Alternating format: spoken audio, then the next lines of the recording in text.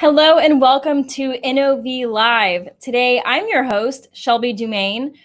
For some of our maybe viewers that tune in every week, you might be saying, "Hold on, you're the social media person. Where's Michael? Where's my host?" Well, today I'm filling in for Michael, and so I'm hosting the show. I got it all to myself today. I'm really excited. I think we have an excellent guest, and we're talking about a really excellent, one of my favorite topics in energy, which is the offshore space. So I think it's going to be really a really great show. I'm really excited. Before we hit over to our guest and bring them in, I do have somebody else who will be filling in for me and doing the social media today. It's Kamalpreet Kaur. She's going to be telling you a little bit about how you can join the show and join in on the conversation. Hey, Kamal. Hi, Shelby. Thank you so much for the introduction. And I am so happy to be here on the show today. And this is a live show, so we will be having a lot of the audience question and answer, and I'll be going through all the questions in your comment section. So please feel free to go ahead and comment in LinkedIn, YouTube, Facebook, wherever you're watching this, and I'll be going through all of it. And we will, at the end, try to get through most of your questions. And now with that said, if you have questions after the show, please feel free to go ahead and email us at socialmedia@nov.com, and we can go ahead and answer your questions there as well. And now, a really popular section of the show, it's time for Rig Geek Question of the Week. Rig Geek's Post of the Week. So, for our question this week, it is, what is the name and depth, feet and in meters, of the deepest point of the ocean? So once again, it is, what is the name and depth in feet or meters of the deepest point of the ocean? And I'll be going through all the comments to see how many of you get this right. Excellent. Thank you so much, Kamal. I'm really excited. I think this question is cool. I'm confident that we'll get a lot of people will see in the right answer, but I'm excited to see those. Excellent. So I wanted to introduce our guest this week. So like I mentioned, we're going to be talking about kind of offshore and NOV's offshore role in the offshore field. And to talk about that with us is going to be Grace Bull. She is Director of Eastern Hemisphere Brands here for NOV. And I'm really excited. So we're going to bring her on now. Good morning, Grace. Oh, good evening for you. Oh, Good afternoon, good evening, good day. Hello. Hi. Safe greeting is always good day, whatever time of day. That's a good point. And you're over in the UK, so that's why I'm thinking morning, but it's evening for you over there. It's 5 o'clock, right? Yeah, almost 1 o'clock. That's right. I think when I think it's 5 o'clock somewhere, now I'll know it's UK probably. Exactly. All right. Well, I want to get right into it. So like I mentioned, we're talking about the offshore space. And so I know NOV's been a player in that part of the industry for a long time now, but can you talk maybe what's different or what's new or special about the NOV or the One NOV Offshore solution? Yeah, of course. So first of all, thanks so much for inviting me on to talk about this. There's definitely a lot of exciting things to share with you guys today. And I think a good starting point is to remind ourselves of what people already understand for NOV Offshore. And typically, people will instantly think about the rig technologies, the drilling capabilities. That's been NOV's bread and butter since day one. So when we ask people what NOV Offshore means to them, they may instantly reply with just that, for drilling. And as you know, Shelby, our internal structure is so the three segments that we have, they are there and they represent the life cycle of the well. So when we start with rig, that represents the drilling rigs, the equipment packages that we have to drill the well. That also incorporates the marine and construction and aftermarket operations. Then we have the wellbore technology segment. So they really specialize in the enhancement of the drilling performance with surface and downhole equipment to maximize the efficiency and economics of the well. And then when we come to completion and production solutions, which is really where this story stems from today, this is where we start talking about how the how we optimize the completion process and production phase of the well. So I think it's really exciting to start talking about this and just start to help people understand exactly what we have in that space, because it is a in terms of how we are structured, it is a little bit of a newer part to the business. So yeah, when the drill bit stops turning, the completion and production stuff comes into play, and this is where the offshore production story begins. Absolutely, yeah, that's awesome. I think it's been really cool to kind of see all these pieces work together that I guess have really been working together for a long time, but now just a little more intentionally. And I'm curious, what does this mean? I mean, yes, for NOV, but also more importantly, what does it mean for our customers to have kind of all these pieces working together? Yeah. So again, a really good question. And we really recognize as well that historically it's been quite difficult to help people understand exactly what we do, because it is so broad, and the business units that we have, the people that we have, the technologies that we have, they are so competent in their area and their technology. So really what that gives, what it means for us and what it means for our customers, is that we are able to provide them with access to a completely unique toolkit. So it's a really broad portfolio of equipment and technology, and it gives us we have such a deep understanding of our technologies and how they can improve performance and improve basically just optimize the overall system performance on a vessel. Mm-hmm. Absolutely. So if we're looking at, if it's a toolkit, we're opening up, looking at all the different tools. I'm curious, what are those components? What are those technologies that make up the One NOV Offshore solutions? Good question. There's a lot of them. So I think if we pull up the video now, I can start to talk through. We've got a lot. So starting from subsea, we've got the subsea technologies. So subsea infrastructure, dynamic flexible pipe systems, disruptive subsea technologies. So for subsea storage, automated pig launching, and subsea water treatment and injection. And then as we start to sort of move upwards, we have APL's turret mooring, loading and offloading systems. So again, they're the interface between the subsea and the top side. And then we have composite solutions, so the piping and structures that can basically be used on top of the vessel alongside the process technologies. So yeah, with the process technologies, just wanted to go into that one a little bit more really. So with well stream processing, they're basically the experts in all the different fluid streams there. So when you come up to the top side and you need, is it gas, is it oil, is it water, is it sand, they're the guys that can basically design the package or the module that's needed to process all those different elements. And then whilst you're up there, you may need all the fiberglass systems, piping systems, structures, handrails, gratings, all that basically composite product it's corrosion free, and it's really low weight, especially in comparison to metallic equivalents. So basically what that provides to the customer is massive weight savings, which in turn turns into like OPEX savings.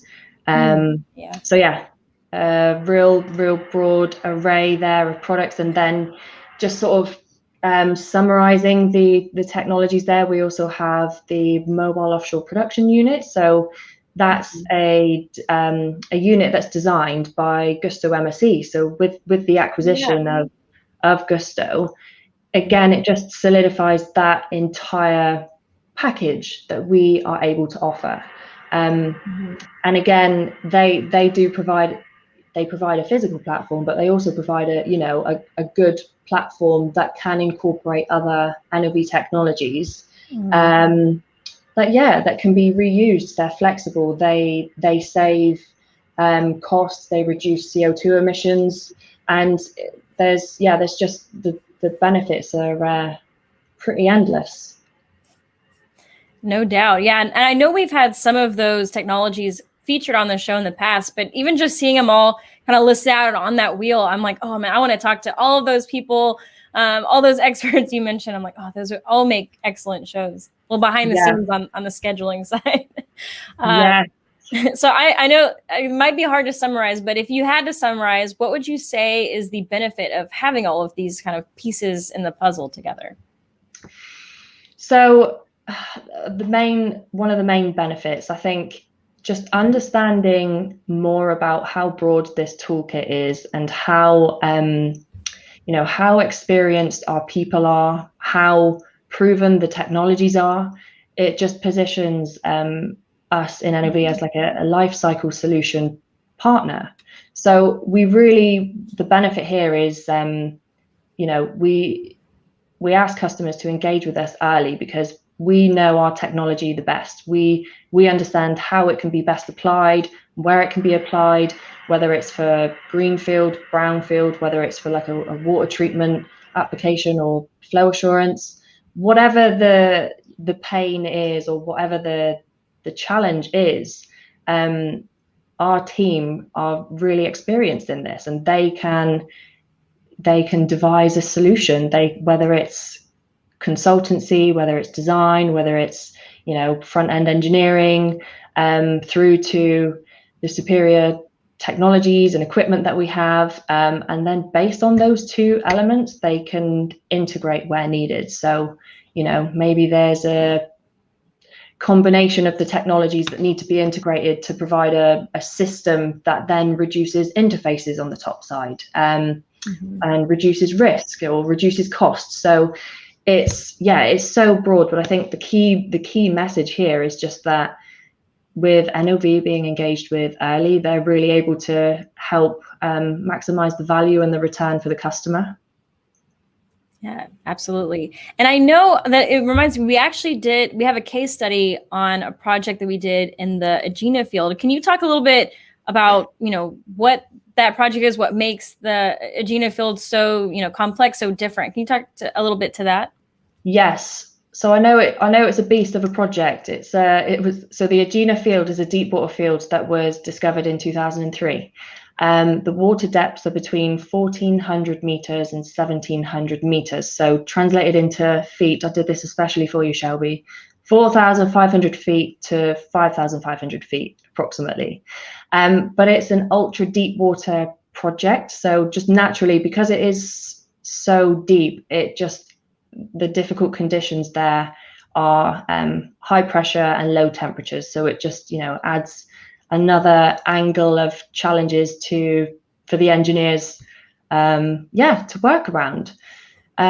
So that field is located about 150 kilometers offshore Nigeria, and it's the world's largest FPSO in terms of capacity. So it can store 2.3 million barrels of oil, and it has so barrels per day is 200,000. So it's just an absolute monster of a project. It's a huge so FPSO, I should have mentioned, floating production, storage and offloading. So these vessels they're left out in the field. They have to survive through whatever the weather. If there's a hurricane, if there's anything like that, they're last off site and then they're first back on site once it's over. So they endure a lot. So it was a massive project, and there was a specification there for massive amount of local content, so support like local jobs and in Nigeria as well. So it was a big old project. It sounds like, it's amazing hearing about it. And in case our Rig Geeks were listening, no, that was not the answer to the Rig Geek question. That's not the deepest, but it is still very considered ultra deep as far as projects go. And there are a lot of, like you mentioned, a lot of different things that we have to consider. So what was NOV's role in this project? You mentioned it's the largest FPSO. What was our role in that? Yeah, so we were awarded the engineering, procurement and construction for the oil loading terminal. And that's where APL provided the buoy turret loading technology. So that's the video that we see here. And the sound on this is great. I know exactly who's screaming with excitement in the background. So if you do want to hear who's screaming, you need to head over to LinkedIn because it's on LinkedIn right now. But APL basically, so they completed 100% of the project management, 80% of the detailed engineering, and then 100% of the fabrication in Nigeria. So it was just, again, an amazing project opportunity for the local team there. And then in addition to APL's buoy, the other technologies included, so we had 3 key topside process packages from well stream processing. So that was for gas, produced water treatment, and sand. Then for fiberglass systems, they provided the bond strand GRE piping as well as FRP grating. So there was 35 kilometers of GRE piping there, all prefabricated at the yard. And again, just with their products there, little to no maintenance required, so you can just fit it and forget it. They also provided engineering services, including surge and stress analysis and site field service.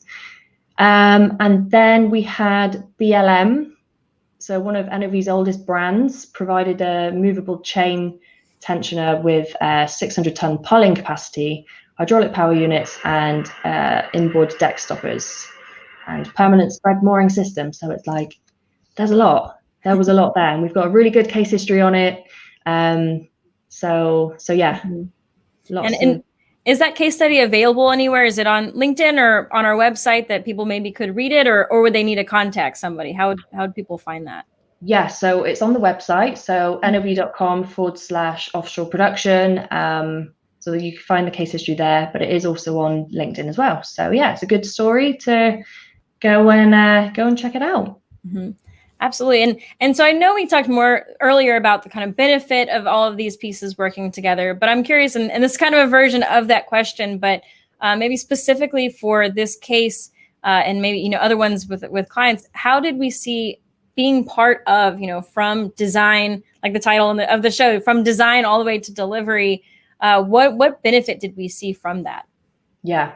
So I think because NOV, they design it, they make it all in-house, they understand it better than anyone. And because of that, they know how it can be best applied. So it just means that they're able to optimize the solution the best, based on all of the in-house technical competency and technical know-how. They are able to just, guide the customer and advise the best way that it can be used on their project. Yeah, I think that's really, really key, something really important, because I know, NOV, I think we're often, part of a project and, amongst maybe other tools, but I think getting to see something all the way through really shows how these pieces work together and really makes for an incredible project. I know I enjoyed seeing this case study, and you're right, that video is, I watched it several times. I just like hearing everybody like screaming with joy. Is so much fun. I know, it's great. It's so great to hear. But I think like just the size of the project, and I'd love to just be able to have eyes on the FPSO, just to try and grasp the actual size of it, because these things are just enormous. Like they're just such huge pieces of equipment, and it was a great project for the team to be working on. And with the offshore industry, like plans to be picking up again over the next year or so, we're hoping that we have a lot more success stories that we can share like that, because it will be great for the teams are working incredibly hard, and fingers crossed things pick up next year for everyone. Yeah, agreed. Yeah, and when you're talking about seeing the scale of things, that reminds me of, I believe it was the Seabox Day technology, and we had the picture of everyone hugging it. I had seen renders of the Seabox and photos, and okay. But when I saw people sitting next to it, I was like, oh, that's no joke. It's big. Yeah, I know. I'd love to see that, people hugging an FPS. So I think that'd be fun. Yeah. But I've hugged you enough. I want to now bring Kamal back on to hear a little bit about what the audience been asking out there on the socials, on LinkedIn, Facebook, and YouTube. Awesome show. Love the conversation that's going on. So from our audience, we have amazing involvement and engagement. And Larry off of LinkedIn is asking us, what is going to be a bigger challenge to offshore from a technology regulatory perspective? That's a good question. I'm sorry, can you just repeat that? Of course. So what is going to be a bigger challenge to offshore from a technology regulatory perspective? Okay, so I'm guessing it's hard to say right now. I should have given the old heads up with not too much of a technical question for me, please. But regulatory, yeah, do you know what? I'm gonna have to pass on that. It's just it's a little bit too broad. I think it really depends on the business, or the actual technology itself. So I'm so sorry, Larry. We can have somebody else come back to you on that. Yeah, well, yeah, that's fine. Sometimes I know Larry too. He asks great questions. So we'll find somebody to get you an answer. I know plenty of people that we can have for that. Definitely. So, yeah. Now for my next question, I just want to ask you, where in the world are these projects located, and where our audience can kind of expect to see them out there?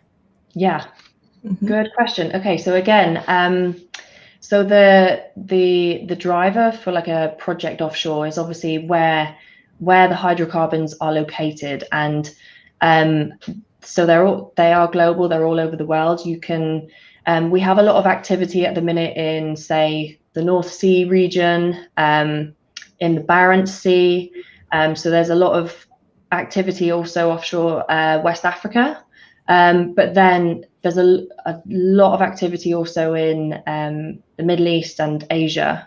But again, a lot of deep water activity offshore the Gulf of Mexico as well. So there's like these little pockets of, where the projects could take place.